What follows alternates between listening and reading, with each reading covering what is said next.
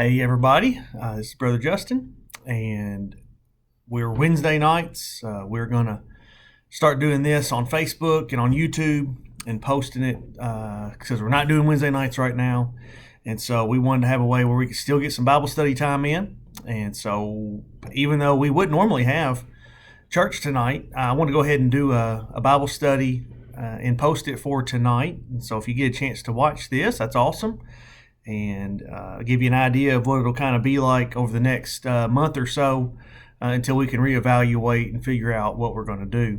And so with Thanksgiving coming up, it'll be tomorrow. This is Wednesday night. We're posting this. So tomorrow is Thanksgiving. And of course, there's some rules in place that the governor has put, and some will follow those and some won't. And they'll have their reasons, and that's fine. But I wanted to have just a biblical look at Thanksgiving, and really in Psalm 95 where we're going to be. I really see three ways that we can look at Thanksgiving. I really think that's where we can kind of put our flag in the ground and kind of see what Thanksgiving is about. And there's lots of places in Scripture where we can do that. Lots of places where we can see more about being thankful.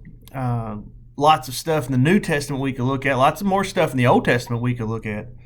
And so maybe next year we'll hit something else like that, hit another spot of thankfulness. But there's a lot of stuff in the Psalms about thankfulness. And if you know anything about the Psalms, then you know that David wrote quite a bit of them, and wrote a lot of them from the attitude of thankfulness because he had been forgiven, and he was sorry for the things he had done, and God had still used him. And so you hear a lot of that from David in the Psalms. But we're going to look at Psalm 95 tonight. And then, like I said, I think that there's three things we can get out of this in order to help us look at Thanksgiving maybe a little bit better this time of year. So if you got your Bible, if not, you can just follow along with me as I read it. But if you've got one, you might open it up so you can, we'll jump back and forth between it a little bit, and you can follow along with us. But it says this in Psalm 95. I won't read the whole thing. It's just 11 verses. It says, "Come, let us shout joyfully to the Lord, shout triumphantly to the rock of our salvation. Let us enter his presence with thanksgiving. Let us shout triumphantly to him in song. For the Lord is a great God, a great King above all gods. The depths of the earth are in his hand, and the mountain peaks are his. The sea is his. He made it. His hands formed the dry land. Come, let us worship and bow down. Let us kneel before the Lord our Maker. For he is our God, and we are the people of his pasture, the sheep under his care. Today, if you hear his voice, do not harden your hearts, as at Meribah, as was on the day at Massah in the wilderness, where your fathers tested me. They tried me, though they had not seen what I did. For 40 years I was disgusted with that generation. I said, they are a people whose hearts will go astray. They do not know my ways. So I swore in my anger, they will not enter my rest." So it kind of ends on a sort of a downer type note, maybe even a dark type way from God. But we really look at the area of thankfulness up until the very end of that. And David understood it. And then at the end, God starts talking a little bit. But David understood God's thankfulness. And like I said, I think we have plenty of things to be thankful for. And I hope that you're in a spot in life, even if life is not going like you think it should, hopefully you can still see the things that there are to be thankful for. But especially when it comes to our faith, we have so much that we can be thankful for. And I think that there's three things we can look at. So we're going to look at those tonight. First thing I think is this. When we look upward, when we have an upward posture about our look and the way we look, it should make us thankful. Now, if you think about that, when we look upward, we're really thinking about looking up towards God, right? Now, that's what the idea of that is. We look up towards God. And when we look up towards God, if you're looking during the day, you see clouds, you see sky. Hopefully, we see the sunshine. That's at a premium now these days. In the wintertime, sometimes we don't get to see the sun maybe as much as we want. But you look up at night and you see the stars, you see the moon, and y'all have already heard me talk about some of that stuff and how amazing it is that scientists are still finding stars and galaxies and all kinds of stuff. And it just wows them every time, and it shouldn't wow them. If they knew God, it wouldn't surprise them. Now they might, in our human minds, they might when they look upward, and when we look upward in our human minds, maybe it does wow us a little bit to know that God is as big as He is. But it'll not surprise us. It'll just be another way that we know that God shows us how incredible He is. But we look up, and when we look and we see all those things, I think it reminds us of God's power. Look back in verse 1. He says, "Come, let us shout joyfully to the Lord, shout triumphantly to the rock of our salvation." And again, when we look up and we see the power of God, hopefully we're reminded of the power that He has in power through salvation. That's a pretty big one. We like that one. That's one that affects us a lot. Salvation does. But just power in general, the power that God has, and you see it a little bit more. We won't read those other verses. We'll get to them in a second. But you see the power of God in that. We know other parts of Scripture where it says He holds the whole universe in the palm of His hand. Can you imagine a God like that? We can't do that because we don't see in that area. But when we look up, it ought to remind us of that kind of power that God has. Looking up also causes us to give thanks for the plans of God. We look up and we remember God. We remember His power, first of all. We also remember His plans that He has for us. Look back in verses 4 and 5. It says, "The depths of the earth are in His hand. The mountain peaks are His. The sea is His. He made it. His hands formed the dry land." So that shows more power, but it also shows planning on God's behalf. If God would take so much time to plan out everything that He did, even creating our earth and creating us, and putting the mountain peaks exactly where they need to be, and putting the waterways exactly where they need to be, and making the earth in the soil exactly how it needs to be to sustain life, all of that. It's not just that He is powerful; it's that He has a plan, and so we need to remember that plan. We talk about the God, and you might remember this: the God who created all things. Isaiah says, simply by the breath of His mouth. That's a powerful God, but that's a planning God. Like this is a God that spoke with meaning. He didn't just speak and throw stars into existence and galaxies into existence and planets where He wanted them to be. He didn't just speak and do that just haphazardly. He did that with a plan.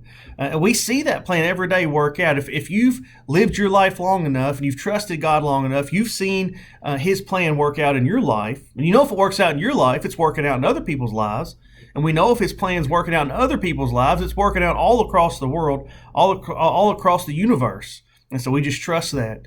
And then we look up, and it reminds us to give thanks for God's presence. So we've got His power, we've got the plans of God, and then just the presence of God.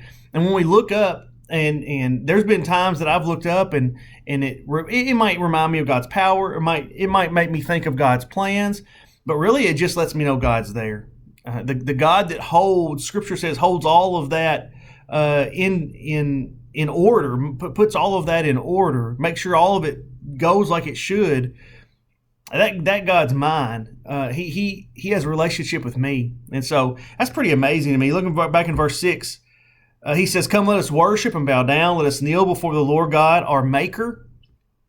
For He's our God. We're His people. We're the people of His pasture and the sheep under His care." Psalm 46:1 says, "God is our refuge and strength, an ever-present help in times of trouble." And so He's always there. He's always been there. Even when it feels like He's not with us, God's there. And when we look up and we're reminded of the power of God and the plans that He has, we're reminded of all that. We're also reminded that He is present with us. He's a God that we can come to. We can sing to Him. In worship, we can bow down to Him. We can kneel in front of Him. He keeps us safe. That's what those verses remind us of. And those are all power type verses too, because that's who God is. He's a powerful God.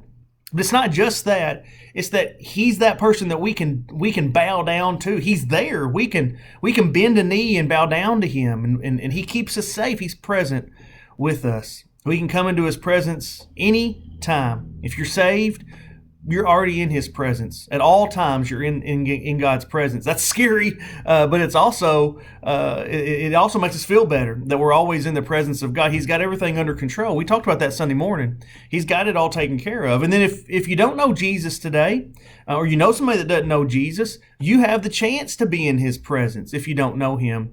If we'll just follow his voice, if we'll just give our lives to him, then you can also be continually in God's presence. If you allow him to forgive you and save you. So we look upward, makes us thankful. And then another thing we can do is we can look outward, and it can make us thankful. Now, an outward look, and this can get dangerous because when we look at godly things, God kind of puts us in our place. When we look outwardly and we're looking at other people or situations, sometimes we can elevate ourselves higher than we should. And an outward look really means we're looking at situations. We're looking at things that God has done, but we're looking outwardly at that. Maybe even we're looking at people. Maybe we're even doing that. And when we look outwardly, though, at our stuff, it ought to make us thankful. Like I said, all of us ought to be thankful. We ought to, no matter where we're at in life, what we've gone through, we ought to all be able to be thankful for something. You look out, maybe you have a car that doesn't run real well, but at least it runs. Maybe, there's all kinds of stuff. Now, if you're like me, though, this is where the human side comes in. This is where we got to be careful. If you're like me, I'm content with stuff, and I'm thankful, and I'm always thankful, but I'm content with what I have until somebody else got something new, until there's new stuff that rolls around. I look in a magazine and I see something new. Bass Pro Shop magazine comes out, the big one before hunting season, and I'm like, I need that and that and that. Maybe you go into a store and you see something, you're like, I've got to have that. I'm thankful for what I've got, but I'm not really content anymore. I've got to have that. One of your friends gets a new toy, a neighbor gets a new toy, and you're like, got to have one of those, and you talk yourself into it.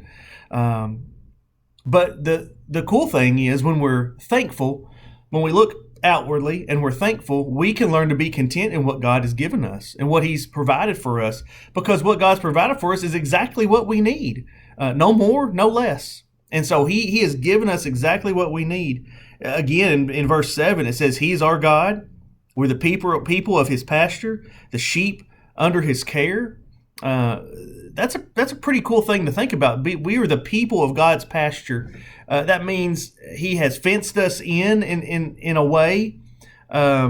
He watches out for us. If a hole gets in the fence, he takes care of that, right? I mean, it's just like you would do with a flock of something or a herd of something. You would do the same thing for them. And Jesus talked about a lost sheep that he went at, talking about that somebody would go after, leave 99 behind to go after the one. It's all the same stuff. When we look outwardly, we know that he has some control over what goes on in our lives, and that he does have a plan for it when we look outwardly. That pasture that we're in, I believe it's large. I believe it's spacious. I believe it's safe. I believe it's secure. I believe it has everything that we need in it. And if we look outwardly, we can be thankful knowing that he's taken care of all of those things in our life. Sometimes we don't really know what we have until it's been taken from us. Maybe it's a person, maybe it's a thing, maybe it's something like that. I know that every grandparent that I've lost, I mean, I loved them and I spent time with them, but you never know what you've really had until it's gone, and you can't talk to them anymore, and you can't see them anymore, you can't visit with them anymore, and they're just not there. Something maybe is more relevant to all of us. Remember back 10 or 11 years ago, big ice storm went through. I don't know how bad it was down here. I'm sure it was pretty bad here too, but we got it real bad in Henderson where we were living, and we were without power for a week. My parents were without for 2 weeks, and you didn't realize what you had until that power was gone. You've had floods down around here. You don't realize what you have until it's gone, and when we look outwardly, we have to realize those things. We have to be thoughtful of those things that we have, that God's blessed us with. And an outward look also, when we look at those and this is where we have to be sure not to be judgy, not to be judgmental. But when we look at those people who are still held down by sin, it ought to make us thankful if we're living for Christ. We see those people that struggle with a sin, and maybe you don't struggle with that particular sin. You got struggles of your own. I've got struggles of my own, but we don't struggle with a particular type of sin that somebody else does with. It ought to make us thankful. It ought to make us thankful. Jesus said this in John chapter 8, "Truly I say to you, everyone who sins is a slave to sin." You're a slave to some kind of sin.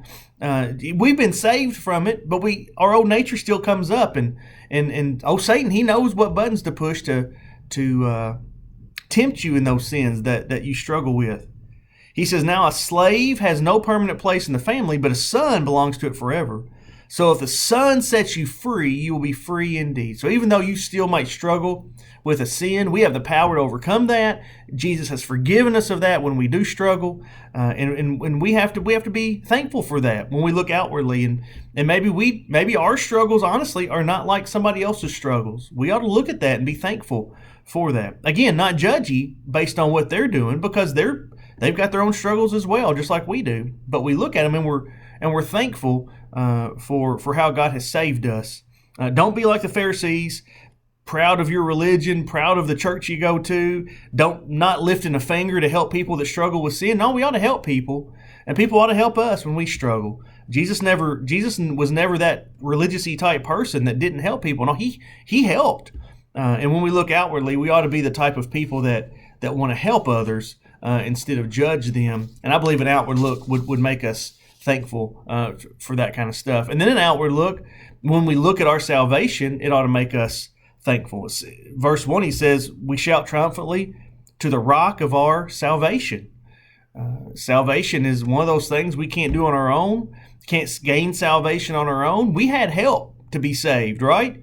And even more than just help. Somebody else had to do that for us. We couldn't do it. Thank God we had that. And we ought to be thankful for that when we look outwardly and we see the way God has saved us. And then the last thing I think we ought to do, we ought to be able to look inwardly, and that ought to make us thankful as well. Looking inwardly kind of goes back to the salvation thing some, but it's just looking at our hearts and how God's working inside of us, how He is, a big church word, how He's sanctifying us, which just means He's making us more and more like Him every day. Sanctification is just a process that every Christian goes through. The moment they're saved until the day that they meet Jesus, sanctification is happening. You ought to be more and more like Jesus every day, and it's a process. And none of us are going to be perfect until we reach heaven. None of us are going to be perfect. So every day we're trying to get a little bit better, trying to get a little bit closer to Jesus. When we look inwardly at our hearts, it ought to make us thankful. Verse 8 says, "Do not harden your hearts as at Meribah and on the day at Massah." And those two places are two places in the Old Testament. I'm pretty sure on this. I should have looked this up. I'm pretty sure those are the two places that God provided water for the Israelites out of nothing, just out of a rock. I mean, water just started pouring out, and they were provided for, but their hearts were so hard. They were so mad at that God was not doing what they wanted, but He took care of them anyway. It's not, when He says don't harden your hearts, it's not talking about just for salvation, but it's talking about all the blessings in our life. We've got to be aware of all the blessings that God has given us. Don't harden your heart to think that God hasn't blessed you, because He has. I heard it said like this one time: thankfulness is an expression of humility, and humility begins in the heart. And so whenever we look inwardly in our hearts, we look with a humble attitude, then it makes us thankful. We're more thankful because we realize everything God's done for us, all the blessings He's given us, and it softens our heart to those things that He's done, and it humbles us. Now, I've got some things, and there's a bunch of them, so you just have to listen. If you want to rewind and go back and listen to them again, you can do that. But I thought this was neat. I saw this one time, and I wrote it down.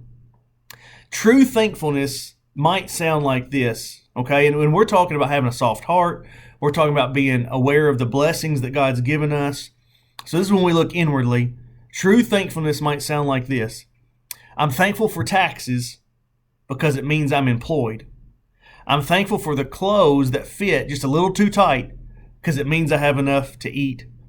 I'm thankful for my shadow who watches me work because it means I'm out in the sunshine. I'm thankful for a lawn that needs to be mowed, windows that need to be cleaned, and gutters that need fixing because it means I have a home. I'm thankful for the spot I find at the far end of the parking lot because it means I'm capable of walking. I'm thankful for my huge heating bill because it means I'm warm. I'm thankful for all the complaining I hear about our government because it means that we have free speech. I'm thankful for the lady behind me, or it could be a man, for the person, I'll say that. Thankful for the person behind me in church who sings off key because it means I can hear. I'm thankful for the piles of laundry because it means my loved ones are nearby. Thankful for the alarm that goes off in the early morning hours because it means I'm alive. I'm thankful for the weariness and aching muscles at the end of the day because it means I've been productive. Now, those things are about a heart that's sincerely grateful. When we look inwardly in our hearts, if our hearts will say those kind of things, you're not going to hear me. It's a struggle for me, and I'm doing this Bible study for me above anybody else today, because if I go to the back of I'll circle the parking lot. If I go to the back of the parking lot and that's the only spot, I'm going somewhere else. I'll circle until I find a spot that's a little closer. So you're not going to hear me just Justin. Now, if I can get more and more like Jesus, and I grow in my faith even more, maybe one day I'll get to the spot where I'll say, grateful to have that parking spot because it means I can walk. It means I can get there myself. Means there's a parking spot for me. But you're not going to hear that from me very much. I want to be close. But the idea, and we all have those things. Some of y'all listen to some of those that I read, or maybe you thought of more and you thought, no, I can't do that. No, I'm not going to be thankful for laundry, and I'm not going to be thankful for a house that needs to be repaired, or I'm not going to be thankful for that kind of stuff. I'm not going to be thankful for taxes, even though it means I have a job. Maybe there's something like that you said you can't do. Just don't harden your heart to the things God's blessed you with. That's the story. That's the moral of it. That inward look in our hearts means we don't harden our hearts to the things that God's blessed us with. Another inward look, when we look inward, not necessarily in our hearts, but maybe in our homes, ought to make us thankful. Psalm 127, verses 3 through 5 says, children are a heritage from the Lord, offspring a reward from Him. Like arrows in the hands of a warrior are children born in one's youth. Blessed is the man whose quiver is full of them. They will not be put to shame when they contend with their opponents in court. So even if you don't have kids, maybe you have had kids, maybe you've got grandkids now, maybe you've got nieces and nephews, maybe you just have family, or maybe you did have family. When we look inwardly at our homes and we see those that are there with us or have been there with us in the past, makes us thankful. We have so much to be thankful for. And when we look inwardly, not just in our hearts, but in our situations that we have, in our homes, or maybe in your jobs or wherever, we have so much to be thankful for. So we want to look inwardly. We want to be able to look outwardly at things going on around us. We want to be able to see that kind of stuff and be thankful for it. And then that first thing, we want to be able to look upward and be able to thank God for all He's done for us, for salvation, for taking care of us, for the power that He has, for the plans that He has, for the presence that He keeps in our lives. We want to be thankful for all those things. And so that's just kind of a look at thankfulness, 3 ways to look at Thanksgiving this holiday season. And as Wednesday nights roll on, we'll start talking some more maybe about Christmas and kind of what that time of year means to us. But this is kind of the way Wednesday nights will go for the next few weeks and until January hits, and then hopefully we'll be able to get back in person. If not, we'll try to be safe and do what we can. But thanks for joining us. Thanks for watching this. Hopefully it was something that challenged you like it did me.